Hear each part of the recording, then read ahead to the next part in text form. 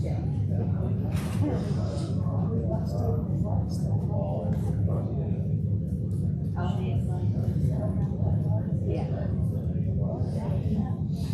morning. Welcome to our second opportunity to have a worship service today. We're glad that you're here. There's no additional announcements that's been given to us. If you do have some, let us know so we can get you those things added. Had great intentions to get us a bulletin out today.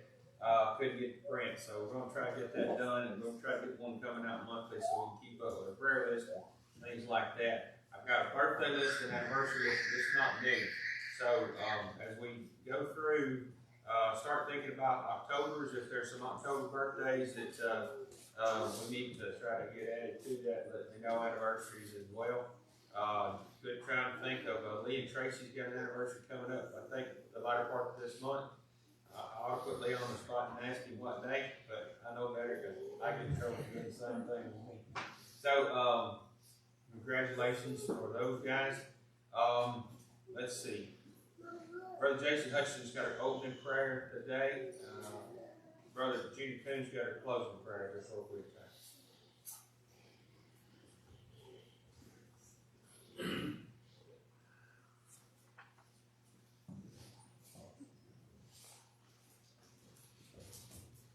First song this afternoon is from Canaan's Land. I'm on my way.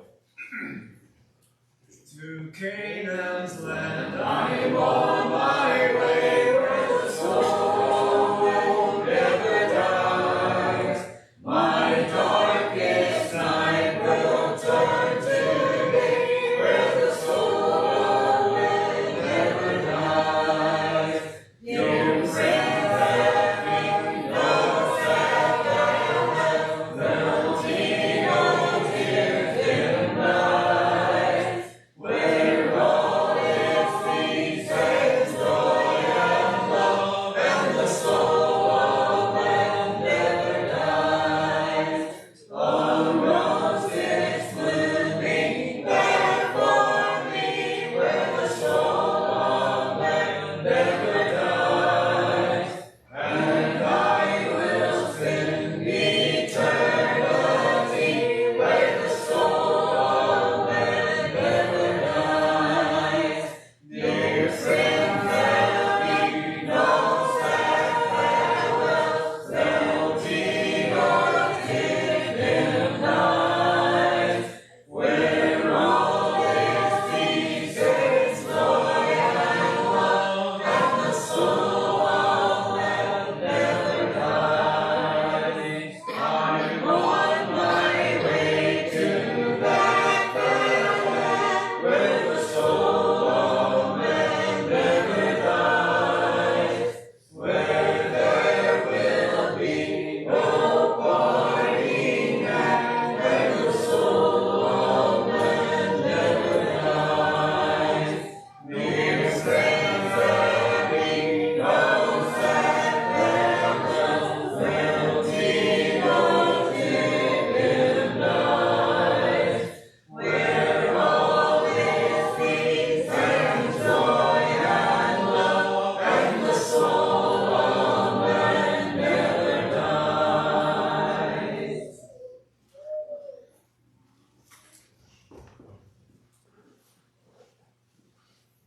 Dear Father in heaven, we want to thank you for this day that blessed we have come out here to the portion of our work. Be with Brother Sean, he has a good remembrance of the things that occurred to us. Be with all the ones that are meant to see, that return back their own walks of life. Be thy will. Be with the one that's lost, loved ones, comfort them all as you can. Be with our men and women fighting for our freedom all over the world. Watch over and keep them safe. Be with us here at Oak Ridge. We do everything according to thy will. Go with us through the remainder of this service. Forgive us when we fail thee. In Christ's name we pray. Amen.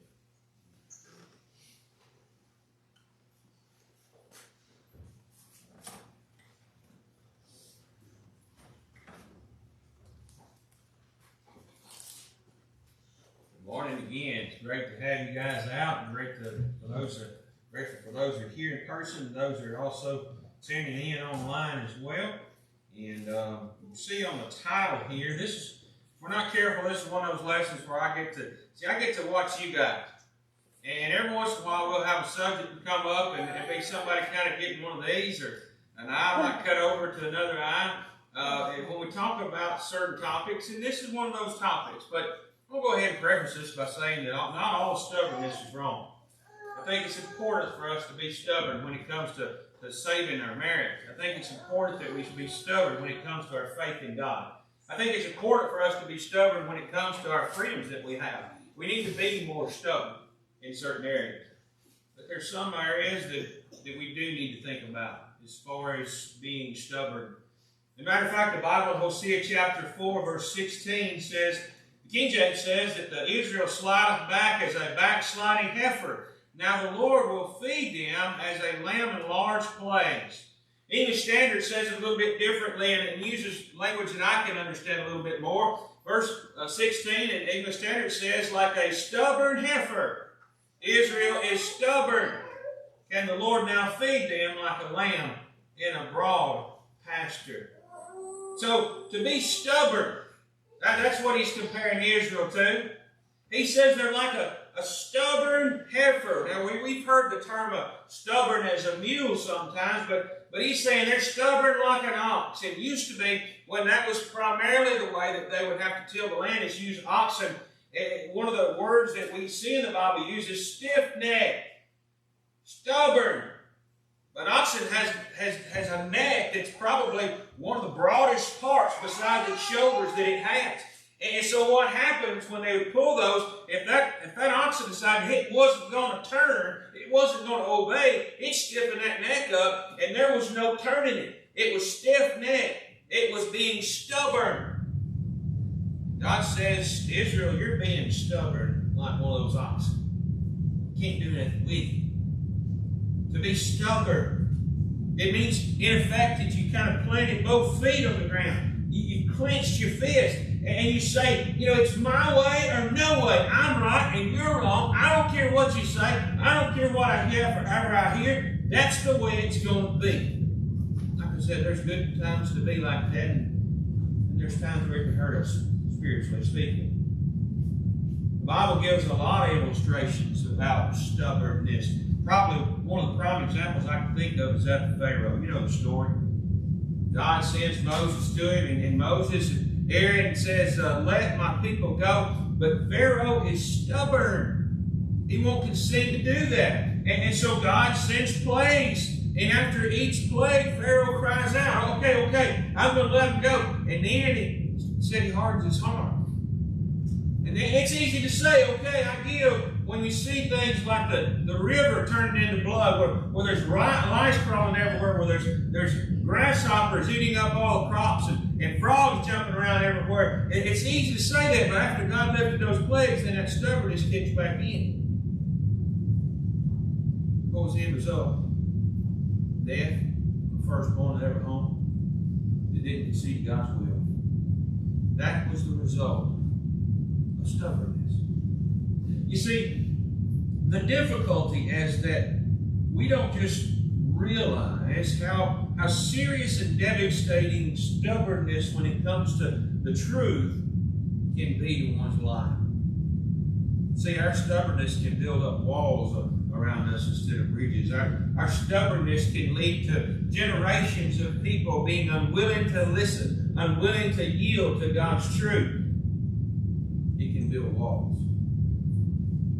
Another example I want us to go to, I probably used Luke 15, that prodigal son, a parable, multiple times here. I've used it to preach several different lessons throughout my career doing this. But Luke 15, specifically the prodigal son, has got so much good stuff in it. And today, we want to talk about and think about some of the other characters. We've talked about the prodigal son. I think we've talked about the prodigal father here. Now I want to talk about the prodigal elder brother, because we really do. We've got 3 character stories in this Bible book, right? In the story that Jesus talks about, we have, of course, the prodigal son. He goes out and he spends that money in a foreign country and rounds his living. Winds up, as Brother Larry talked about this a little bit ago, rounds up in that pig pen, thinks about where he's at, and comes home. We see the father, that loving father. He's watching, and He's waiting anxiously for his son to return. And when he does, he welcomes him with open arms. He welcomes him in love. He throws a party for him. And then we see the elder brother who usually goes unnoticed. We talk about, when we preach on it, when we study it, we think about the prodigal son and the prodigal father, but a lot of times we don't think about this third character story. I think we need to look at it, because I think it's a good example of stubbornness and its results. So let's glance down at Luke 15 together. I'm going to start reading in verse 25 there. Now his elder son was in the field. As he came and drew near to the house, he heard music and dancing. And he called one of the servants and asked what of these things meant. And he said unto him, Thy brother is come. Thy father hath killed a fatted calf, because he hath received him safe and sound. What did he just tell him? He told him, he said, here's some great news. Let me tell you some great news, older brother. This brother of yours who's been gone for so long, he's back, and he's safe and sound. And there's a great big party that your father is throwing for him. And this should be a reason for you to rejoice. We ought to hear him being happy. We ought to hear him rejoicing. We ought to hear him running to be a part of that celebration, to be glad that he's home. But as you already know, the opposite occurs. Verse 28. He was very angry, and he would not go in. Therefore came his father out and entreated him. He planted his feet on that ground firmly, didn't he? He clenched his fist. He was angry. He refused. I will not. Look at verse 29 beginning. And he answered and said to his father, Lo, these many years I served thee, neither transgressed I at any time thy commandment, yet thou never gavest me a kid that I might make merry with my friends. But as soon as thy son was come, which hath devoured the living with harlots, thou hast killed for him the fatted calf. And he said unto him, Son, thou art ever with me, and all that I have is thine. It was meet that we should make merry and be glad, for this thy brother was dead, and is alive again, and was lost, and is found. Can't you just see the picture there of everybody else going into this party, and the older brother standing outside by himself? Everybody else is enjoying this, and you can probably hear the laughter that's going on, the celebration, and everybody's enjoying this victorious time, except the older brother, who refuses to go in. And because of this stubbornness, what does he do? He imprisons himself. He imprisons himself behind a wall. If it hadn't been for this stubbornness, you might never known what kind of person this older brother really was. So I want us to take a look at him. And in doing so, I want us to take an honest look at some things in our life. Okay?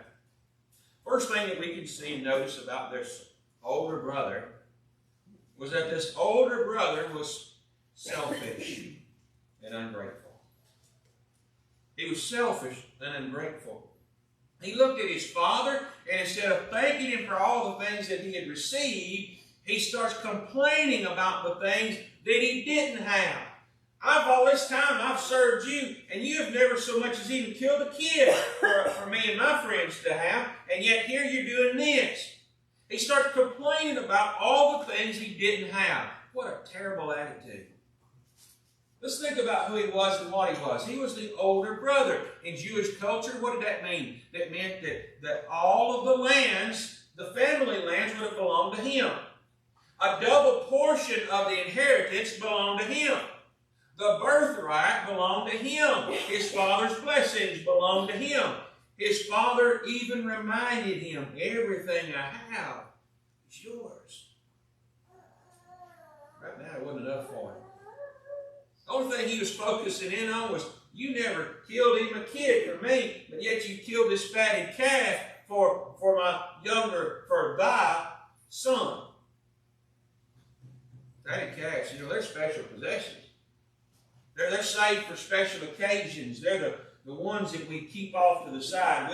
Today we call that the prime beef, right? And so what happens is that prime beef cow is being saved for the special occasion, and this special occasion comes, and the older brother says, should have been for me. Should have been for me. He didn't think about all the blessings that he has in his eye. He thinks about that he's ungrateful and he's angry because of the one thing that he didn't have. I like the story about a group of third graders who were asked to write down 7 wonders of the world. And so they were taking those blank piece of pages and writing down some of those things like the Grand Canyon, the pyramids of Egypt, the Taj Mahal, those things like that. And there was one student who was still writing, the teacher had taken up all those other papers. And she asked him, are you done with it yet? She said, no, I'm still writing. I know you said 7, but there's more than 7. And so the teacher went to see what she wrote down. She said, let me see. And so the little third grader had wrote, to be able to see and hear and think and love and touch and run and laugh. You see, our problem is that we think of great things as material things. Things like the fatted cat. And we miss out on the blessings that our Father is giving us every day. We don't think about it. We don't consider it. What a list the older brother could have written. There's a song that we used to sing, count your blessings, name them one by one, and it will surprise you what the Lord hath done. I'm guilty. Folks, I'm going to tell you, I'm guilty of not considering what all He does for me every day. What all He's done for all of us. What a great privilege that we have. Sometimes we get like this older brother, and we think about and fuss about the one thing we don't have. That fatted cat. Goes into that second one. Here's the other thing about the older brother. There's just 3 of them, so I'll bring you guys with 3 here. Okay. The second thing the older brother was unhappy and unfeeling. Verse 29 just slaps me in the face. He answers and says to his father, look. King James uses the word lo. Look. All these years I have been serving you. Another word for serve is slave. All these years I have been your slave, and I have not transgressed at any time your commandment. Serving you. A slave to you. Can you imagine a more deliberate slap in the face to the Father? I can't. I didn't know. I don't know how that must have felt. His oldest son, his heir, all this time, side by side, all this time he'd been so proud of his son, all this time that he knew that he stayed out of that foreign country. He knew that he had done what he needed to do. He stayed at home. That's my boy. I'm sure he's probably said that. And whatever the Hebrew word equivalent of that is, I'm sure he said that. Yet the son says, I'm just a slave. What went wrong?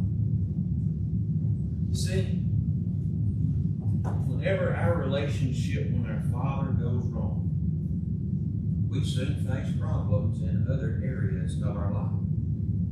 Work, school, church, home. If there's a poor relationship with God, then that's going to permeate into these other areas.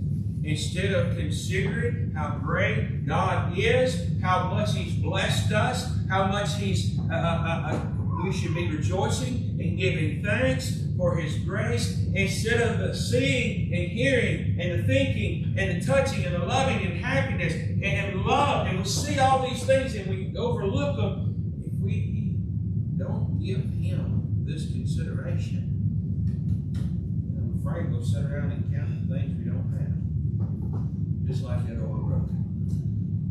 We'll sit around and think, well, you know, this guy's got a great job, this girl's got a great job, and I work for pennies on the dollar. This person lives in this big, huge house, and I live out here in this little shack. This person, and you keep going with that, right? God has not blessed me, yet He has. That latitude, it leads to all kinds of unhappiness in our lives. Here's the third. That older brother was unloving and unforgiving. Verse 30. What does he say? But as soon as this, my brother, no. As soon as this thy son has come back. Didn't he call him his brother? Didn't he acknowledge him as his brother? He's come, your son has come back from doing all of this stuff. You have given him this blessing. I think there's an interesting thing to think about here. Do you remember why the prodigal came home?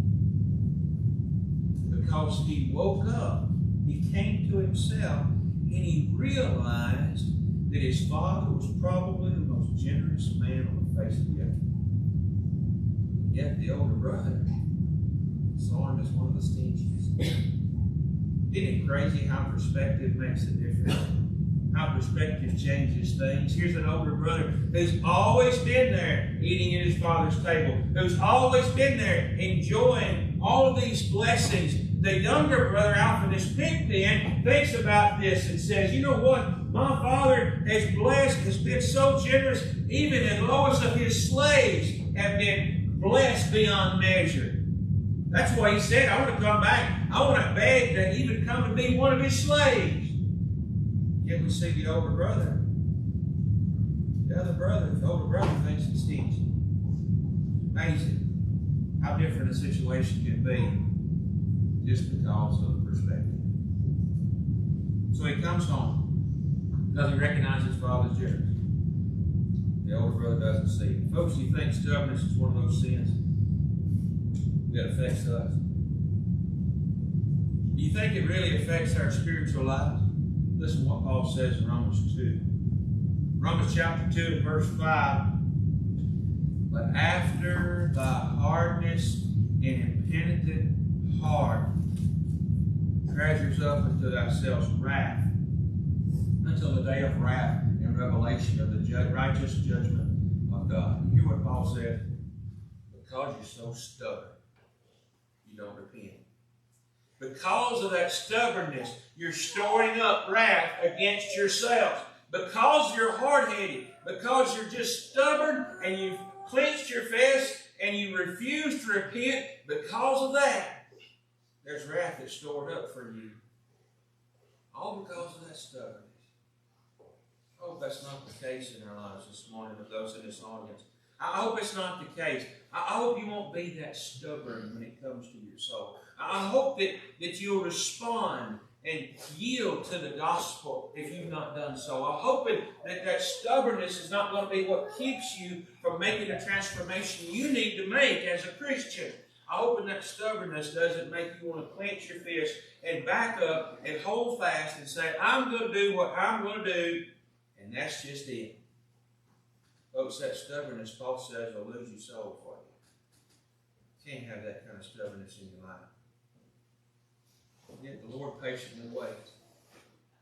You remember this story is about 3 different ones. That father waited. When that older brother pulled his stuff, what happens? That father went out and talked to him about it. That loving father is waiting. This morning we're going to sing a song of encouragement, trust and obey. There's 2 parts to that, right? I happen to have believe. I have to believe not only in the existence of Him, but in Him. I have to also believe that He is true to His Word. I also have to believe that what He asked for me to do, to receive that gift, I need to do it. And if I choose not to, it's because of my stubbornness. Don't be stubborn. Trust and obey. If you need to respond to the gospel call, won't you come as we stand together? When we walk with the Lord in the light of His word, what a glory He sheds on our way. While we do His good will, He abides with us still, and with all who will trust and obey. Trust and obey, for there's no other way to be happy in Jesus, but to trust and obey. Not a shadow can rise, not a cloud in the skies, but His smile quickly drives it away. Not a doubt nor a fear, not a sigh nor a tear, can abide while we trust and obey. Trust and obey, for there's no other way to be happy in Jesus, but to trust and obey. Then in fellowship sweet, we will sit at His feet, or we'll walk by His side in the way. What He says we will do, where He sends we will go. Never fear, only trust and obey. Trust and obey, for there's no other way to be happy in Jesus, but to trust and obey. Do not have the opportunity to take the Lord's Supper this morning. If you will, please sit on the left and you will be served.